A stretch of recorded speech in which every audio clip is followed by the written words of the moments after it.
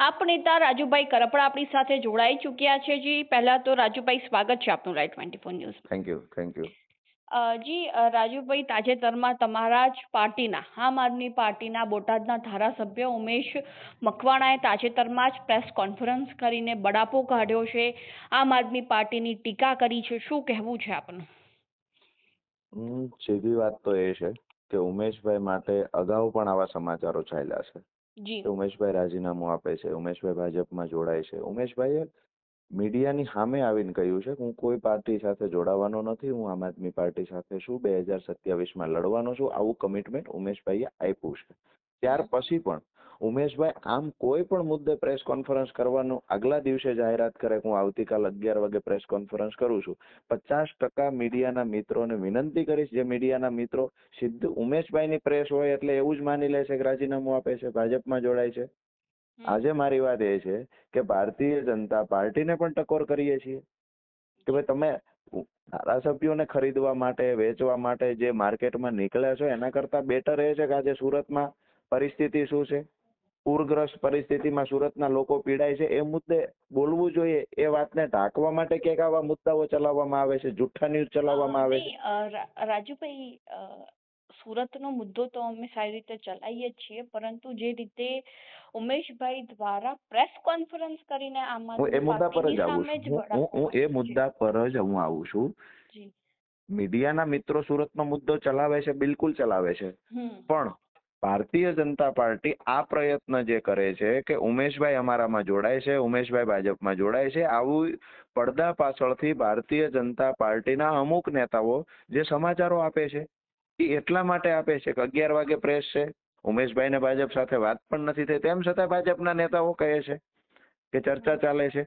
સીધી વાત એ છે કે સુરતની વાત હોય તો એને ઢાંકવા માટે જે ભાજપ ખરેખર 30 વર્ષના શાસનમાં નિષ્ફળ નીવડ્યું છે એ મુદ્દાઓને ઢાંકવા માટે આજે ખેડૂતો પીડાય છે અતિવૃષ્ટિથી, આજે યુવાનો બેરોજગાર છે, સુરતની અંદર જે હેરાનગતિ છે, અનહદ હેરાનગતિ છે. સાથે જ વિસાવદરમાં જે આમ આદમી પાર્ટીનો ઉદય થયો છે ત્યારે વિસાવદરનો ઉત્સવ આખા ગુજરાતમાં છે.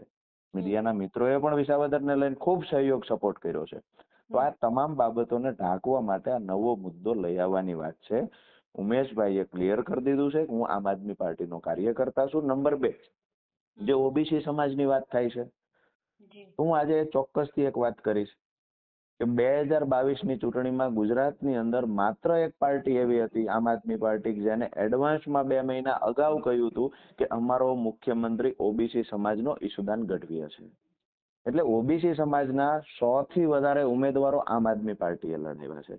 ઓબીસી સમાજ સાથે અન્ય સમાજને ન્યાય આપવાનું, કોઈ પણ એક પણ સમાજ સાથે અન્યાય ન થાય આ ધ્યાન રાખ્યું હોય તો માત્ર આમ આદમી પાર્ટીએ રાખ્યું છે.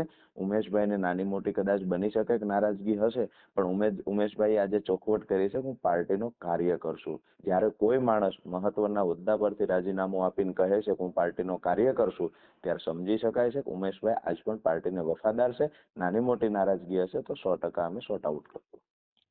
જી, પરંતુ રાજુભાઈ, મારો હજુ પણ પ્રશ્ન એ છે કે જો કોઈ નારાજગી હોય તો સંગઠન સાથે એક બેઠક યોજીને પણ એ નારાજગીને પૂરી કરી શકાય, પરંતુ આવી રીતે જાહેર પ્રેસ કોન્ફરન્સ કરીને આમ આદમી પાર્ટીમાંથી તમે જે પાર્ટીમાં જે ધારાસભ્યો છે તેની જ પાર્ટીને આરોપ લગાવવા એ કેટલા હદ સુધી યોગ્ય કહી શકાય, અથવા તો એમની કોઈ નારાજગી નો જે છે તેમનો જે પ્રશ્ન છે ન ઉકેલાયો હોય તેવું પણ બની શકે? એમનો શું પ્રશ્ન હતો એ અમારી હજુ સુધી ધ્યાને આવ્યો નથી. એમને કદાચ બની શકે કે મોવડી મંડળમાં વાત કરી હશે, પણ હું એવું માનું છું કે આમ આદમી પાર્ટીમાં દરેક કાર્યકર્તાના પ્રશ્ન પણ સોલ્વ થાય છે. તો ઉમેશભાઈનો પ્રશ્ન સોલ્વ ન થયો હોય આવી બિલકુલ વાત નથી. ઉમેશભાઈએ મારી ધ્યાને એવું પણ નથી આવ્યું કે મારી આ ફરિયાદ હતી ને આમ આદમી પાર્ટીએ નથી સાંભળી, આવું પણ ઉમેશભાઈ નથી બોલ્યા. અને ઉમેશભાઈને હજુ પણ પાર્ટીમાં ઉમ્મીદ છે, પાર્ટીને ઉમેશભાઈ માટે ઉમ્મીદ છે. સીધી વાત એ છે કે 2022ની ચૂંટણીમાં સામાન્ય પરિવારમાંથી આવતા વ્યક્તિને ચૂંટણી લડાવી અને ધારાસભ્ય બનાવવાનું કામ બોટાદની જનતાએ કર્યું છે, સાથે જ આમ આદમી પાર્ટીએ કર્યું છે. તો એ આમ આદમી પાર્ટી જે આપણી માં છે, જે આમ આદમી પાર્ટીએ ટિકિટ આપી છે, જે આમ આદમી પાર્ટીએ ધારાસભ્ય બનાવવા માટે થઈને મહેનત કરી છે, એ પાર્ટી સાથે ક્યારેય ગદ્દારી ઉમેશભાઈ નહીં કરે. હું એવું માનું છું કદાચ નાના મોટા પ્રશ્ન હશે તો 100% ઉમેશભાઈ સમજશે અને સોલ્વ થઈ જશે. જી રાજુભાઈ, ધન્યવાદ આપનો માહિતી આપવા બદલ.